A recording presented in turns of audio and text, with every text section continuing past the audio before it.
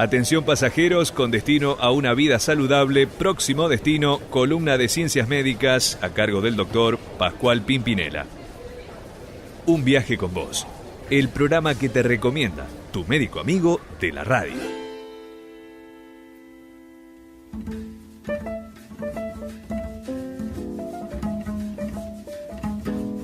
Bien, bueno, vamos a arrancar por el tema salud, porque el sol está pegando fuerte, hay mucho calorcito, se siente el calor intensamente.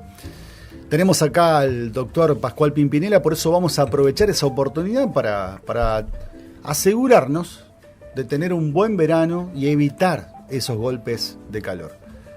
Tordo, usted decía, antes de ir a la música, antes de ir a la publicidad, hablaba de primero cuidar a los más pequeños. Lo que tenemos que contarle a la gente es para que comprenda. ¿Por qué? Porque el tema de calor es un tema que para los niños, es decir, los dos extremos de las edades, porque Ale hacía también su comentario de que también la gente mayor está expuesto al mismo riesgo que los niños con respecto a este tema.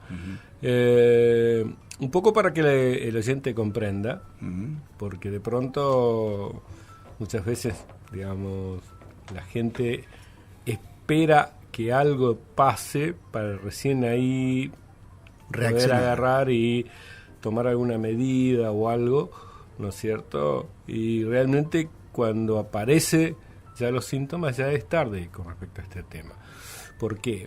Porque el organismo, hagamos de cuenta que es una máquina biológica, que tiene que mantener todo un sistema a un equilibrio. Tomémoslo así como si nosotros tuviéramos una balanza, ¿no? ¿Viste las viejas balanzas, esas que tenían dos brazos? ¿No es cierto? Donde en un brazo se ponía lo que se quería pesar, en el otro brazo se ponían las pesas, ¿no es cierto? Acá tomemos ese ejemplo como que tenemos que estar en un equilibrio, que esa balanza tiene que estar permanentemente equilibrada. Un sub y baja equilibrado. Tiene que estar equilibrado.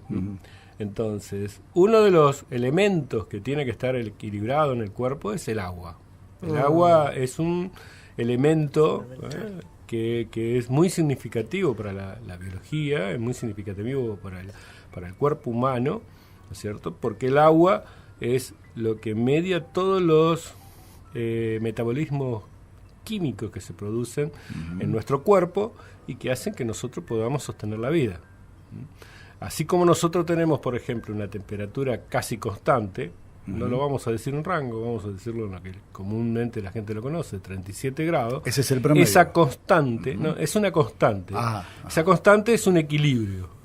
La temperatura va subiendo, el organismo la baja la temperatura del cuerpo y la sube, es decir, tiene mecanismos de control que hacen que esos se sostengan, ¿no es cierto? Porque esa es la temperatura ideal para que nuestro cuerpo funcione perfectamente. Lo mismo pasa con el agua.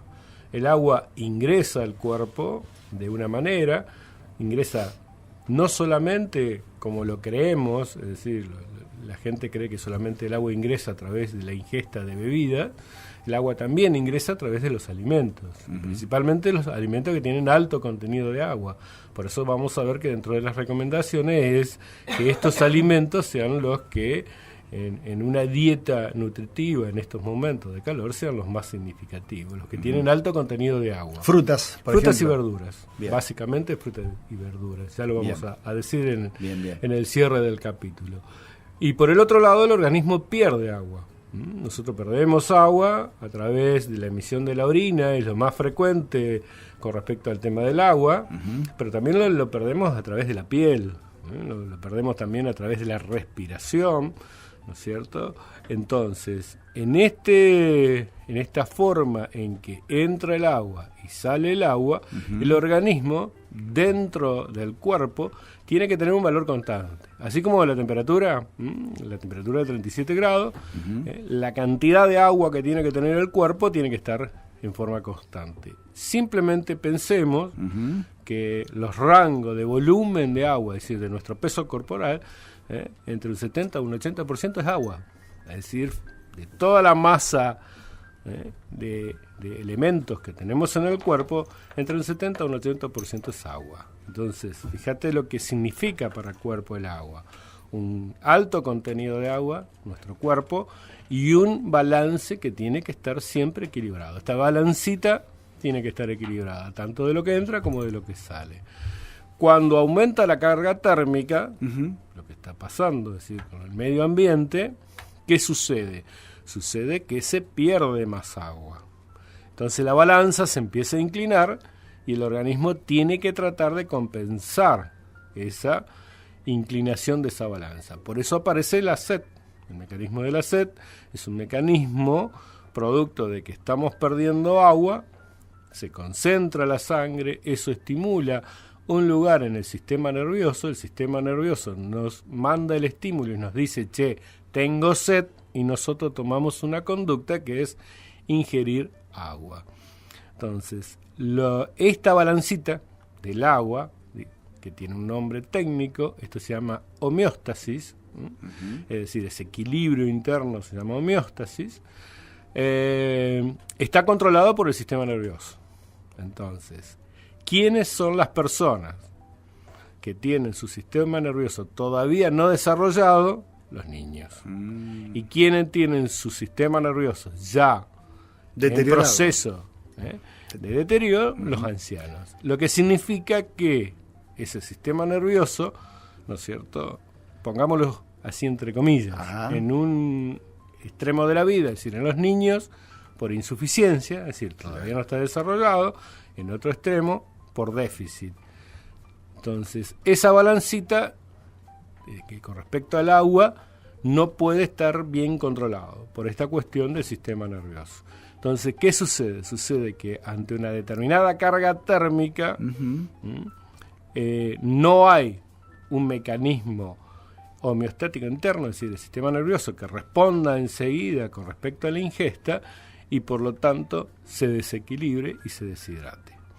Y lo otro crítico de esto es que principalmente en los niños esto pasa casi súbitamente, es decir, si vos escucharas el relato de las mamás o de los papás, especialmente los bebés, ¿no es cierto?, cuando tienen muchas veces procesos gastrointestinales que también lo desequilibran con respecto al tema del agua, ¿no es cierto?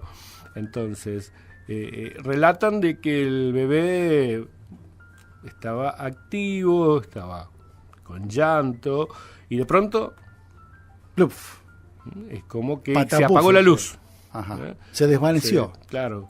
Es decir, de alguna forma, de alguna manera, ya no respondía, no lloraba, ya no se movía. Entonces ahí es donde toman rápidas medidas y aparecen en un servicio de emergencias y de pronto hay que prontamente restituirle el tema del agua. Por eso fundamentalmente en estos momentos, ¿no es cierto?, de esta alta carga térmica, especialmente para los bebés, los niños, que tampoco tienen la posibilidad de poder decir, che, tengo sed. Claro. Entonces, hablamos de niños, doctor, ¿en qué franja de edad? Y cuanto más pequeños, más significativo es el tema. O sea, lo más riesgoso, indudablemente, que son los niños de menores de un año. Claro, los bebés. Sí, esos son los más riesgosos, ¿no es cierto?, en esta escala. Pero lo que pasa es que lo que hay que tener en cuenta es que esos niños no tienen posibilidad de poder tener tanto una respuesta desde el punto de vista del sistema nervioso, como tampoco desde el punto de vista de poder pedir, ¿no es cierto?, manifestar lo que le está pasando. Por eso hay que tener 3 o 4 medidas que son muy simples, que son para todas las personas, no solamente para los niños ni para los adultos, es decir, mayores, sino que ellos son la población de mayor riesgo, ¿no es cierto?, que son importantes para estos momentos, ¿no es cierto? Lo primero es, indudablemente, mantener una hidratación permanente, es decir, no hacer grandes volúmenes, sino que hacer volúmenes permanentes, es decir, tomar, por ejemplo, un vaso de agua aproximadamente cada 15-20 minutos. ¿Por qué? Porque si yo digo, bueno, me tomo un litro de agua, eso me genera un estado que se llama de plétora, es decir, me hincha la panza y de pronto la hidratación, es decir, el agua puede no absorberse totalmente, sino que transcurrir por el aparato digestivo, y de pronto yo creo que estoy bien hidratado y resulta que esta balanza no está tan bien justa y de pronto tampoco se puede equilibrar. Entonces, mantener un régimen constante de hidratación, aproximadamente en el día debe estar en el orden de los 3 litros, aproximadamente. ¿Cuánto? 3 litros en el día, o indudablemente que en los niños es menor volumen de estos 3 litros, ¿no es cierto? Un bebé no puede estar con esta cantidad de ingesta, ¿no es cierto? Pero las mamás, si le prestan atención y permanentemente lo van hidratando, con la teta también, ¿no? Sí, con la teta obviamente, se todo es hidratación. Bien. Todo lo que es ingesta es hidratación. Bien. Lo otro, lo que dijimos con respecto a los alimentos que tienen alto contenido de agua. Ajá. Frutas y verduras, es decir, que la dieta esté muy rica en frutas y verduras, ¿no es cierto? Que son alimentos que contienen alto contenido de agua y el organismo saca de los alimentos también agua para poder mantener esta balanza hídrica. Tratar de estar en ambiente donde no se esté muy expuesto a la carga térmica, es decir, a la luz solar, es decir, ambiente especialmente para los niños y los adultos mayores, ¿no es cierto?, donde estén ambiente con baja carga térmica, y mantener, ¿no es cierto?, unas prendas de vestir donde, si tengo que estar expuesto al sol, especialmente para los trabajadores, esto pasa para los trabajadores, que cubra la mayor cantidad de superficie de la piel. Es decir, en contrario a lo que pasa en la playa, ¿no es cierto?, para la persona que tiene que estar trabajando, tiene que estar muy expuesto a la carga térmica, no es estar con mucha exposición en la piel con respecto. ¿Por qué? Porque lo que sucede es que la exposición solar hace que se deshidrate, el agua se pierde del cuerpo. En cambio, si está cubierta con las prendas de vestir, el agua que se pierde queda en la prenda y eso sostiene la humedad, y de esa manera no hay una pérdida de agua tan significativa como cuando está la piel expuesta directamente al sol. Y si voy a estar expuesto al sol, vos contabas que Hoy, cuando sí, venías sí. a la radio, Vi y me ¿qué era lo que crucé a contabas? un vecino corriendo por ¿Y el cómo estaba? Istóbulo del Valle y ¿Estaba no, vestido? ¿Cómo estaba vestido? no, una remera fluo Es decir, anaranjada. ¿tenía remera? Tenía pantalón cortito y zapatillas para correr. ¿A qué hora? 2:30 por ahí, sin gorra, sin agua, iba ya medio colorado. Recordemos, Claro. solamente para contar esta cuestión, ¿no?, para hacerla representativa, recordemos el maratón que ocurrió el año pasado, donde falleció una persona que estaba expuesta, que estaba preparada a este tipo de contingencias, y sin embargo sufrió un proceso de deshidratación de tal manera que le ocurrió la muerte. Es decir, hay que tener mucho cuidado con respecto al tema del agua. Hay que tener muchísimo cuidado.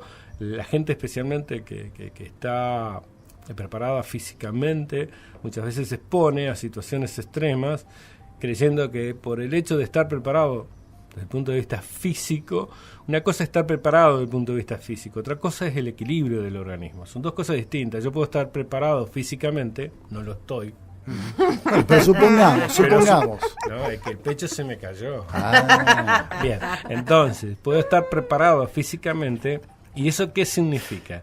¿Qué es estar preparado físicamente? Que mi sistema muscular es el que está adaptado a esa exigencia física.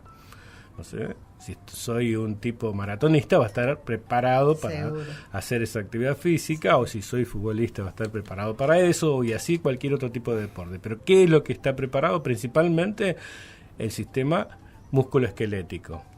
Obviamente que hay un estado nutricional correlativo a ese tema, ¿no es cierto? Pero por lo general el estado hídrico, es decir, el agua, es un tema que por lo general no se va a prestar, por lo general no se le presta atención.